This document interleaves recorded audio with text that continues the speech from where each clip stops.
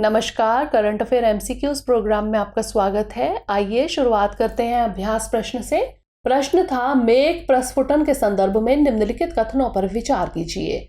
एक, यह तब होता है जब उष्ण पवनों की ऊर्ध्वगामी धाराएं वर्षा की बूंदों को गिरने से रोकती हैं, जिससे वे बड़ी हो जाती हैं, जबकि नीचे नई छोटी बूंदें बन जाती हैं। दो, यह प्रायः पहाड़ी इलाकों में उस क्षेत्र की जटिल स्थलाकृति जो भू आकृति उन्नयन को सुविधाजनक बनाती है के कारण होता है। उपर्युक्त में से कौन सा यहाँ से कथन सही नहीं है या फिर है? केवल एक, केवल दो, एक और दो दोनों, या फिर ना तो एक और ना ही दो। इसका सही जवाब है ऑप्शन डी, ना तो एक और ना ही दो, यानी दोनों कथन सही हैं। बादल फटने की घटना तब होती है जब उष्ण पवनें वर्षा की बूंदों को गिरने से रोकती हैं, जिससे वे बड़ी हो जाती हैं, जबकि नीचे नई छोटी बूंदें बन जाती हैं। अतः कथन एक सही है। इससे वायुमंडल में जल का एक महत्वपूर्ण संचय होता है, जो ऊपरी धाराओं के कमजोर होने पर आकस्मिक उत्सर्जन होता है। बादल फटने की घटनाएं प्रायः भारतीय उपमहाद्वीप के पर्वतीय क्षेत्रों में देखी जाती हैं, जिसका मुख्य कारण इस क्षेत्र की जटिल स्थलाकृति है, जो ओरोग्राफिक लिफ्टिंग को सुविधाजनक बनाती है। अतः कथन दो सही है। ओरोग्राफिक लिफ्टिंग तब होती है जब पवन ऊपर उठती है और पहाड़ के पवनाभिमुख में ऊपर की ओर उठते समय शीतल हो जाती है।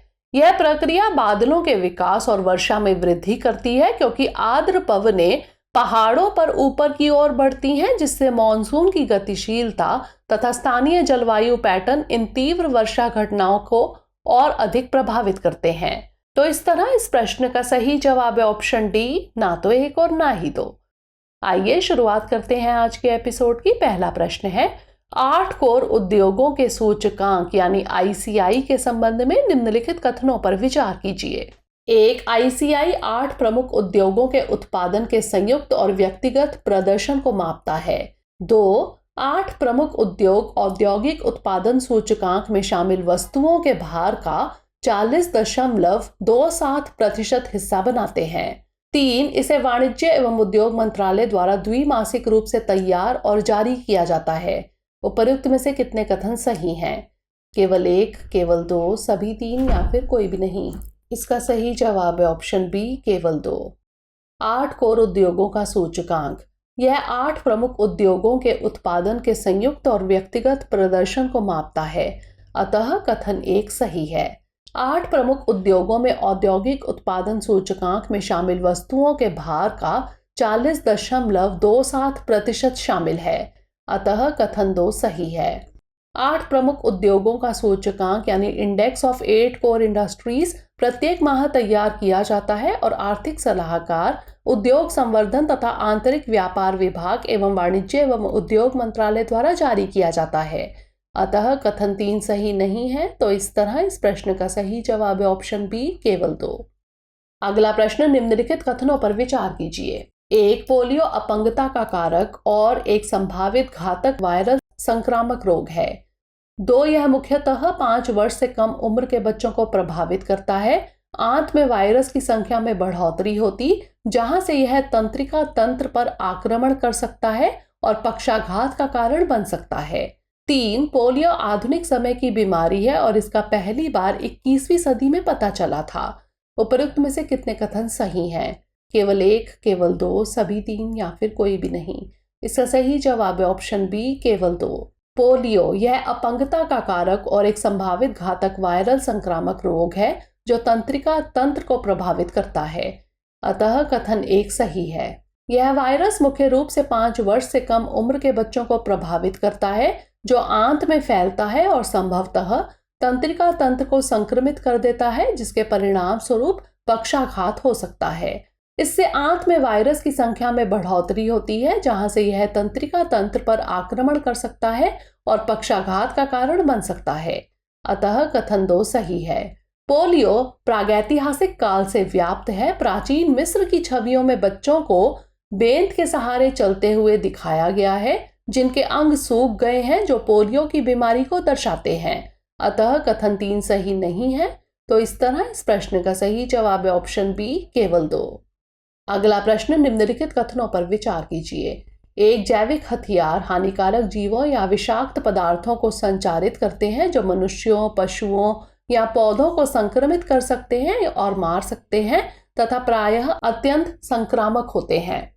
दो जैविक हथियार अभिसमय जैविक और विषैले हथियारों के विकास, उत्पादन, अधिग्रहण, हस्तांतरण, भंडारण तथा उपयोग को प्रभावी रूप से प्रतिबंधित करता है। 3 BWC सामूहिक विनाश के हथियारों की एक पूरी श्रेणी पर प्रतिबंध लगाने वाली पहली बहुपक्षीय निरस्त्रीकरण संधि थी। उपर्युक्त में से कितने कथन सही नहीं है या फिर हैं? केवल 1, केवल 2, सभी 3 या फिर कोई भी नहीं।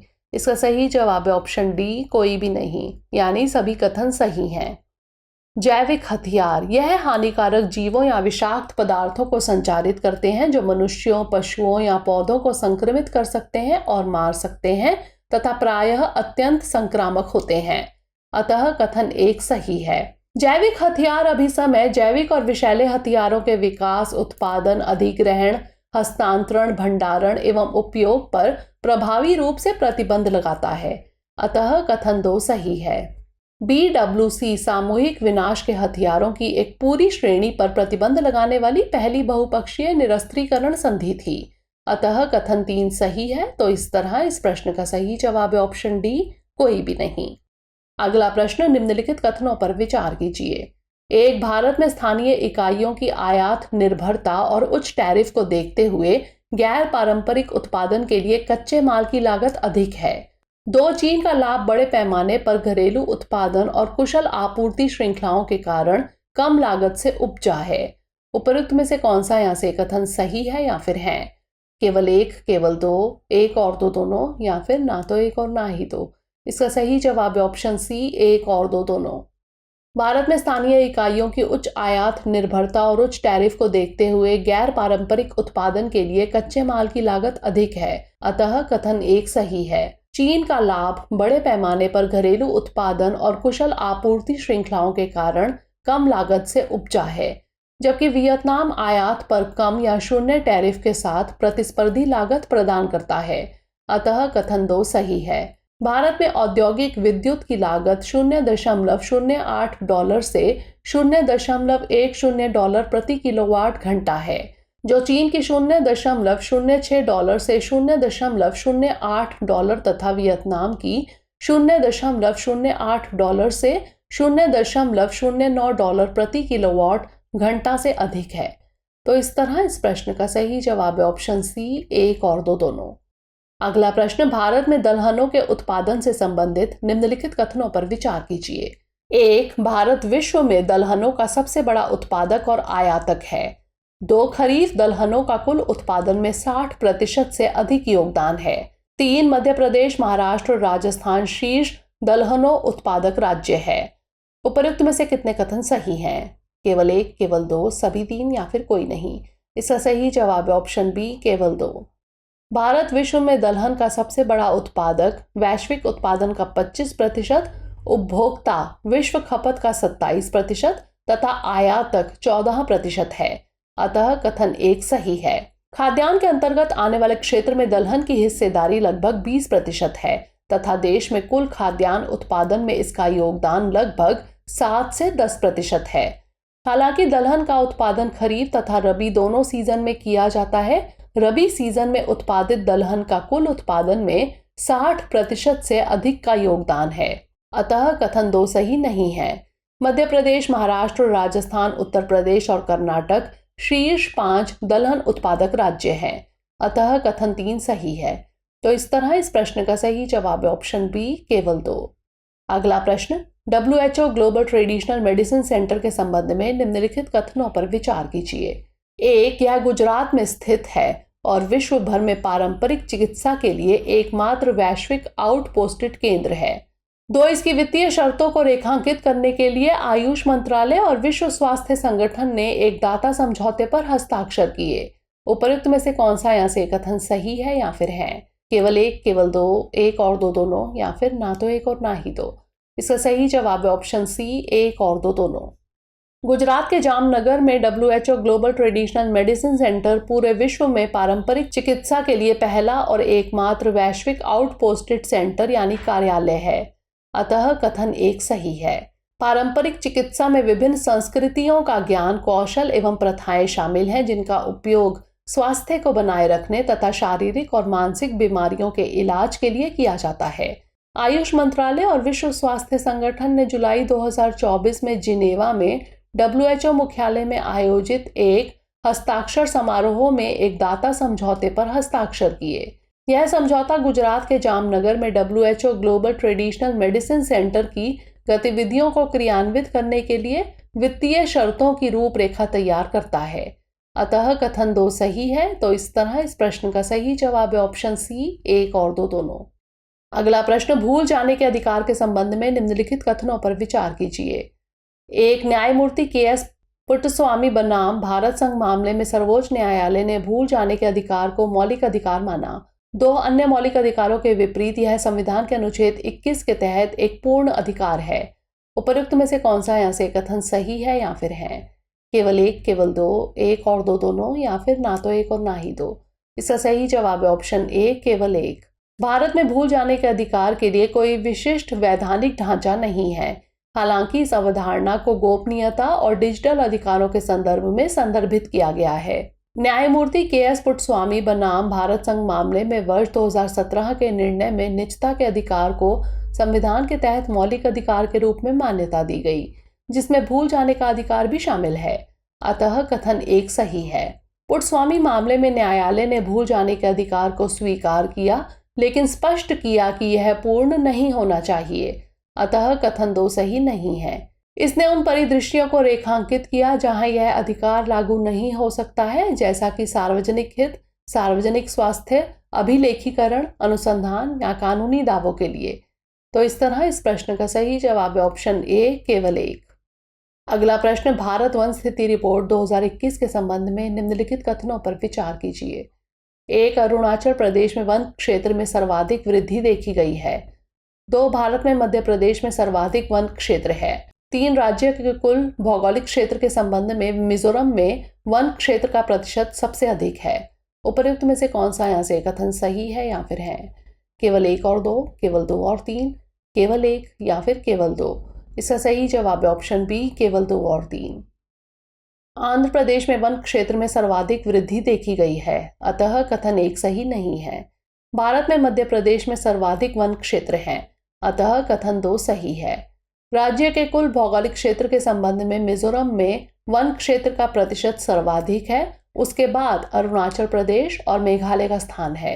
अतः कथन 3 सही है। तो इस तरह इस प्रश्न का सही जवाब है ऑप्शन बी, केवल 2 और 3। अगला प्रश्न, भारत में आनुवंशिकतः रूपांतरित फसलों के संबंध में निम्नलिखित कथनों पर विचार कीजिए। 1, जेनेटिक इंजीनियरिंग मूल्यांकन समिति वह शीर्ष निकाय है जो GM फसलों के वाणिज्यिक विमोचन की अनुमति देता है। 2, पर्यावरण संरक्षण अधिनियम 1986 के तहत अस्वीकृत GM संस्करण का प्रयोग करने पर 5 वर्ष की जेल की सजा हो सकती है। 3, BT बैंगन भारत में अनुमत एकमात्र आनुवंशिकतः रूपांतरित खाद्य फसल है। उपर्युक्त में से कौन सा यहाँ से कथन सही है या फिर है? केवल 1, केवल 2 और 3, केवल 1 और 2, या फिर केवल 2।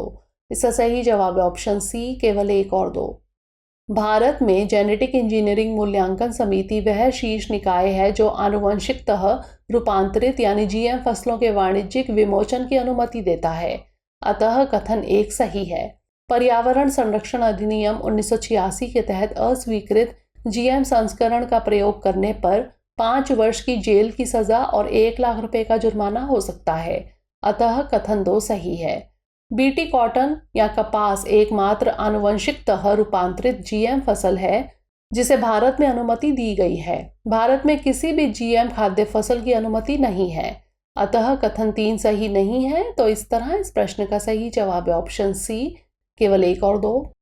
अंतिम प्रश्न है, विश्व विकास रिपोर्ट 2024 निम्नलिखित में से किसके द्वारा जारी की गई है?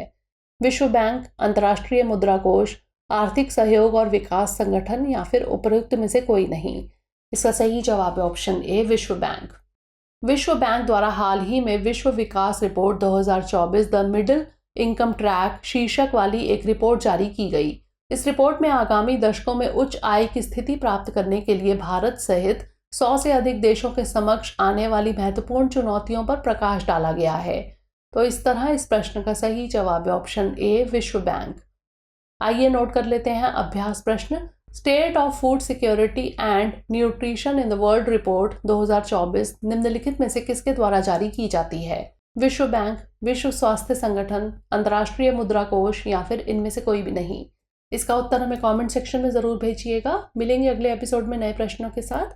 तब तक के लिए पढ़ते रहिए एंड स्टे मोटिवेटेड।